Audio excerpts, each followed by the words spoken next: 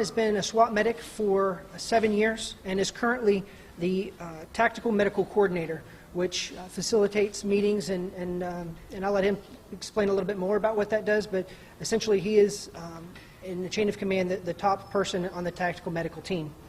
We currently have 8 members, and each of those members of the Tactical Medical team are SWAT medics and have received tactical medical training in addition to the SWAT tactical training. So they have been through the same basic training as the SWAT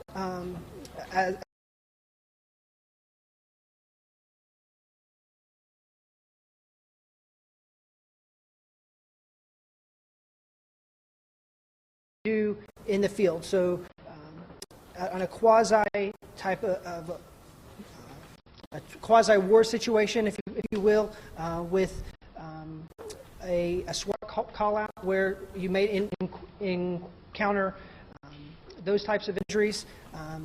So he's had extensive training on that as well. They also train with the SWAT team on at least a monthly basis. Oftentimes it's more often than that. John McCula has been with Polk County Fire Rescue for 10 years. And at this time, I'll turn it over to him and let him explain to you what happened on Friday.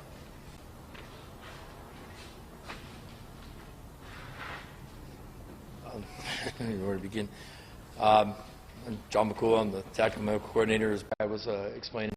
So I'm what we have is, Brad said, we have 8 medics, and I'm in charge of those guys.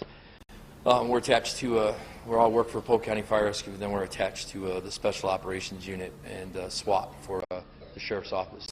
And we've had a long, good relationship with them. And I don't know, particular place you want to start. First place to start, just Friday. So Friday, this past week, we got called out with the Sheriff's Office SWAT team. Anytime that the SWAT team has a call out, we are part of that contingent that goes. Essentially, as soon as the deputies, call them operators, get that call, we get it also. And we responded to the Winter Haven area over there off Carl Floyd Road that night. And while we were there, been on the scene for a while, and our team had been doing their, between all portions of our team, for the negotiators and our members of the SWAT, the operators, are doing their thing. Right after we kind of have to change, they changed what they're doing. The suspect opened up with a rifle, some type of rifle, I don't know what it was, and began to shoot all over the place. And when he was shot, one of the rounds traveled through the 2 buildings and hit me in the shoulder. At that point in time, I was evacuated out of the building actually had the SWAT team commander and another one of my medics right there, and was brought to a second location where 2 of my medics who were top-notch in taking care of me, along with one of our physicians who's attached to our team, began to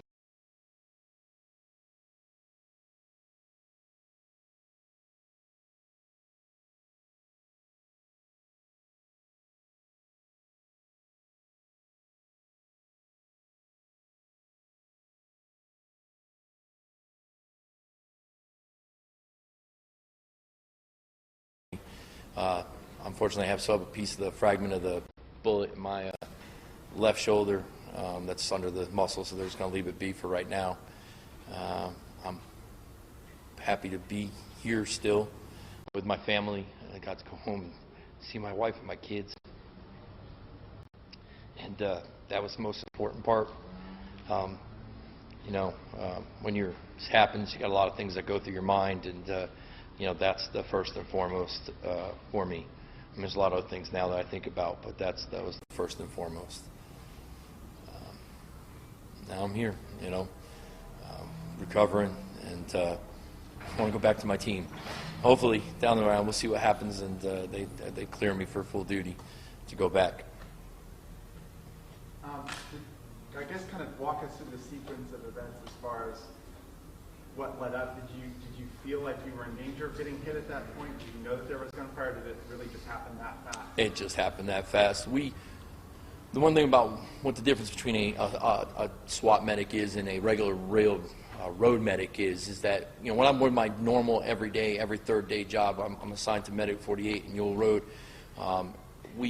that was not a situation that we're in, but the 8 guys that I have currently attached to the team, we train for that. I mean, we work with SWAT. We're put through basic their SWAT school, that's the same one that all their law enforcement officers go through, and then we also go through a tactical medicine school, which helps to take what we know as a paramedic and bring it into that tactical realm, and also based on our protocols. And we have a different set of protocols kind of that works for us, because the paramedics and the medics on my team are top notch. To me, they're the cream of the crop. So we're used to working in those lines. We don't ever want to have that happen, but that's a possible reality of what we do. And that night, no, it just happened that quick. They'd been discussing things with him over the phone, and the next thing you know, after he didn't like whatever we did next, and he began to shoot at us. John, do you mind, or Brad, if you could lift up the vest there, you can point exactly where the bullet hit you, and we understand it kind of missed the yeah, our vests, these are our ballistic vests that we all have on us, and inside this vest there's actually it's hard to take it out of this vest. There's a ballistic plate in there, and obviously the left shoulder, the rounds just happen to be just to the right of that thing. So it's currently sitting just to the it's just to the left of my base of my neck and just to the right of where this runs.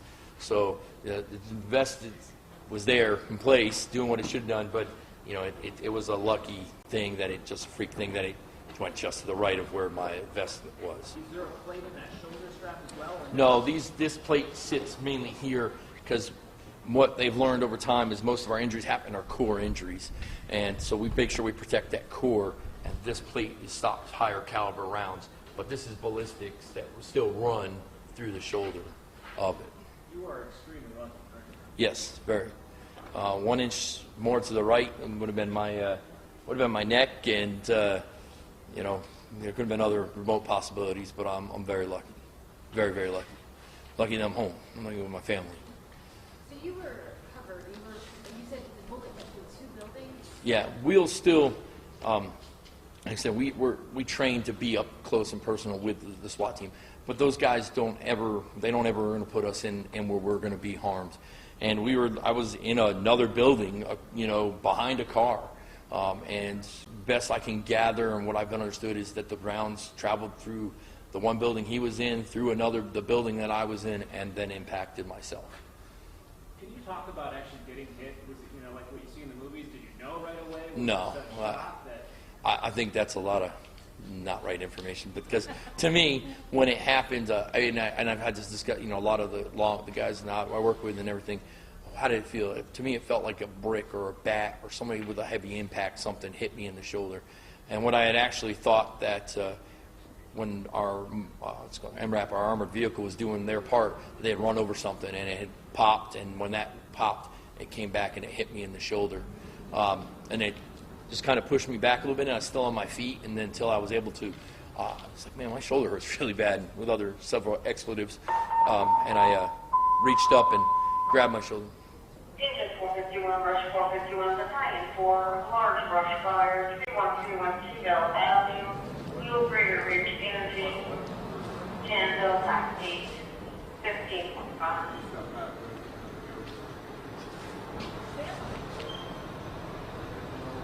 They just got a call, I think. The brush did. Yeah, the brush. So the round, that's what it felt like, is that somebody had taken a brick or a bat, impacted it, and till the point that I reached up there, and even my other medic who was behind me said, saw me reach up, grab it, and I came back, and I had gloves on, because a lot of times once we start doing more, I always have gloves on, because if I have to treat somebody, and then I was like, and again, another several expletives, and I've been hit, and so it's just, so my mode kicks in, and all right, well, I'm a self-preservation, and all right, I can move my fingers, I can move my toes, I can move my arms, it's time for me to move. And I started moving, but by that time, like I said, the SWAT team commander and my other medic had heard I was in, and I was on top of me and making sure I was at a fire at that point in time. So I don't think it blew me back and all this other stuff. No, I got rocked a little, and like I said, it just felt like something very heavy smacked me in the shoulder.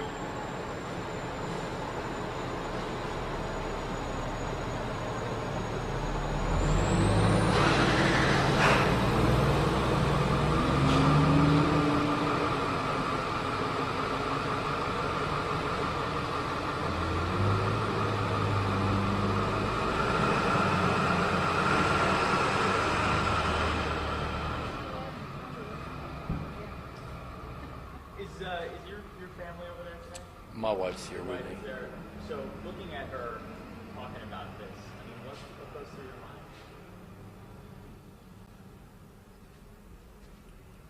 mind? That woman, since it happened, is I don't know how she's doing it, because like today earlier was probably a bad day for me, and she came home from work early, and has been there for me from the get-go, and you know, to continue to have to, I've got a 13-year-old and an 8-year-old that have to continue to take care of them and deal with it. I'm lucky to have her, and I'm, again, lucky to be here, that I was able to come home, because the worst case scenario was about 1 inch more from my neck, where I might not have been that case. And she's, you know, we've been married for 14 years now, and she, you know, she's been with me since I started this, and everybody knows that anybody in public safety, there may be a day that you will get that, but you don't even want to be them, and I'm not. It was definitely not expected to be me, and I don't know how she's doing it. I still haven't figured out how she's doing it. When exactly did you get out of Lake Parade? Saturday after, this happened Friday night, so Saturday afternoon sometime. Trauma services just kept me for the day. They want to make sure for my pain management, and to make sure there was no other issues where the fragment was to the bullet. How are you feeling today? Sore. A guy buys me the shot. You know, it comes my arm, if I move it out too far, something like that, it hurts. So the night, you know, the mornings are a little rough and everything like that. So it takes a little time to get used. You missed all the bone? Yeah, and luckily no bone involvement and everything else like that. It's just the muscle involvement and you know, the tissue in that area. So no bone involvement. Lucky with that. Was this weird for you at all? I'm sure you've taken care of tons of other people who've been shot. So. Yeah, I don't like being the role reversal, being the person who gets taken care of, and my guys, and I know they say it all the time. They're my guys, because that team, what I took over, and as a team member, the person, you know, Steve Powell, who I took over from, taught me a lot, and it means a lot to me to be part of that team. And when they had me, I probably had the outstanding best medical care. I mean, those guys, on what we train on and every day, and you sometimes you're like, man, this is training. We've done this so many times, and then it's me. And okay, we train to be, if it's a downed officer, if it's a downed civilian. No, it was one of us, and they had to click in that, take care of me, do everything that they did, and then leave me with the medic unit and go, we've got to go back. You know, there's still 25, 30 SWAT operators over there. You know, they're here. Matt Norris and Rob Brown that were with me, and everything like that. They were outstanding. Dr. Katz, who's one of the physicians who's attached to us, they took outstanding care of me. And it's really weird. I don't that whole role reversal, but I couldn't have gotten the best care in the world, and then passed off to, you know, our medic unit, and having our medic who's taking care of me, and then LifeNet and taking care of me, and then Lakeland Regional's trauma team.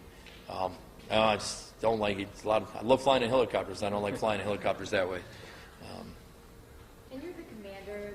Looking back, is there anything that you would change about what you guys did that day? Was there any protocol that wasn't followed? No, there isn't. I mean, of course, I can always second guess myself, because I'm the one who was injured, and it was as much as if it was one of them that was injured. But we did what we're trained for. They did what they're trained for. You know, we didn't. We were on top. You know, we were in a place and a point of what we thought was good cover.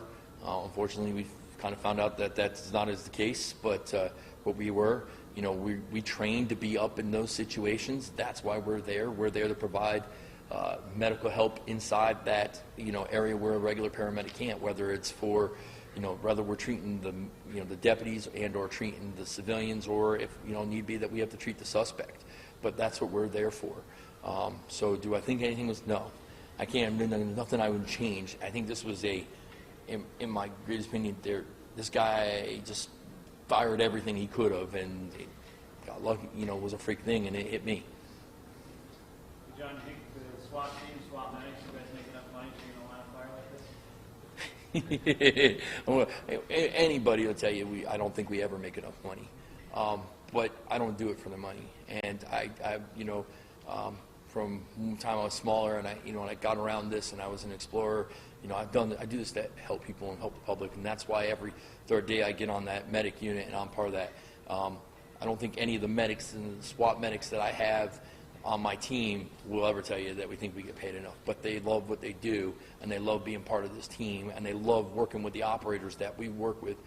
It's a different bond, you know, with the operators that we have. I work with the sheriff's office a lot when I do it, but we have our tight-knit group on that team. You know, you can talk to SWATers. I don't think there's, you know, those are SWAT medics. Yeah, at least they those are medics, but they were still part of SWAT with us. And no, I don't think we do, but I don't do it for the money, and that's definitely the thing.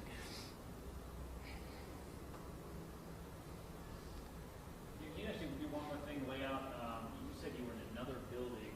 The guy's in one building. There's another building where you and the other medics are, that's where the location is, and you kind of map it out maybe with your hands or something? It's an L shape. I mean, it's an industrial area is where it is, and it's an L.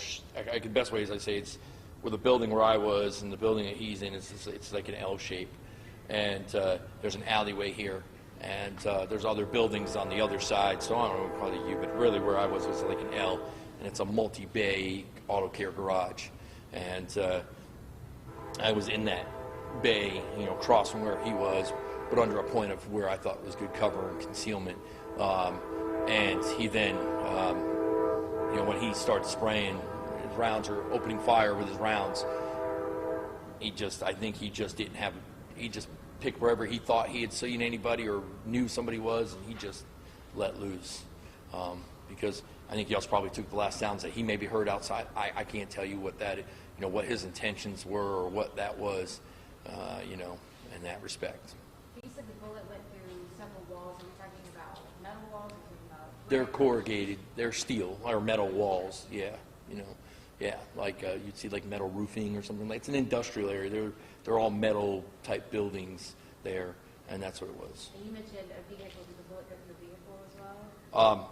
I don't know. I can tell you now. I haven't been back to the scene. I really haven't known. I don't know if any rounds impacted that vehicle that I was behind. I know our armored vehicle was struck 42 times that had people inside of it, which thankfully saved their lives. So I don't know of any of that. I know from what I understand, the buildings and the scene, it looks like the best way it was explained to me is like Swiss cheese. There were several holes throughout everything, and that's how it was. Any idea how long you'll be out? At this time, it's a couple weeks until I go back for my follow-up with trauma services, and then just kind of see where it goes from there. Any hesitation? No. Want to go back? I do. And I think it's the hardest conversation, and we've only partly had that conversation, me and my wife. So I think we'll probably have to get a little more in-depth into that conversation. I think I was a little pain management when I have initial conversation, but we've had a lot of other things to worry about right now, and I can't do anything. And my team has already stepped up, and my second person is in charge of my team. My assistant has stepped up to fill my role and help make sure these guys remember, you know, we still have a job to do and training to go to, and you know, an expectation from both of our agencies that we continue to do our job. But no, I don't. To me, right now, I don't have any hesitation. But you know, there's still sometimes things that make me remember certain things, and you know, we'll see how it comes. You know. At what point were you able to calm yourself and kind of say, "Hey, I'm going to be all right. I'm going to make it out. It's okay." I don't know. I think because the way we train, and even when I do a lot of teaching, I teach, you know, a lot of the new, they call the STEP program with the new deputies that come in, and then myself and some of my other medics, we teach at the state level with the Florida SWAT Association. It kicked in, hey, when I teach those guys, when you guys get hit, you can put on a tourniquet, you can keep going. So I, hit my shoulder and I went down, and I was thinking, okay, like I said, self-check. My brain's intact and my legs can still move. It wasn't calm, but I was trying to be as calm as me. Okay, if I start becoming berserk or something like that, my pulse rate's going to go up, my blood pressure's going to go up. Well, that's going to change how my heart's going to work, and how much more I might bleed out. I know one of the funniest stories, and it is great, and I telling this is that we carry Quick Clot with us, which is a bleeding control product, and I was, for some reason, I randomly had powder in my pocket, and when I'm on there, we wear our vest and BDU pants, and I had it, and all I'm thinking about is I need to get something like that on there. I need something like that, and I know they all have it. I know they have it, but I'm like, I've got the stuff in my pocket. I've got the stuff in my pocket, and finally, they're like, which of the 60 pockets on you would you like us to find this in? And I was like, well, I guess I better be quiet now. But they had it, and they were on top of it, and they did it. So I think finally, when I got discharged from the hospital at 3 o'clock in the afternoon today, because I know at that point in time, I'm going home to my family. You think next time you guys will double check and make sure, hey, we're in buildings or we have better cover? Or? I'm sure we will. There's always going to be things that are going to come out of it, whether we're going to find new tactics or new things that we could have done different, or things that we're just going to look at and we go, that's not going to happen this time. I think there definitely, it might be, always is going to be out of this. Every time there's a bad event, we always usually learn something new out of it. Thank you. Thank you. For talking to us today. Thank you. Appreciate it.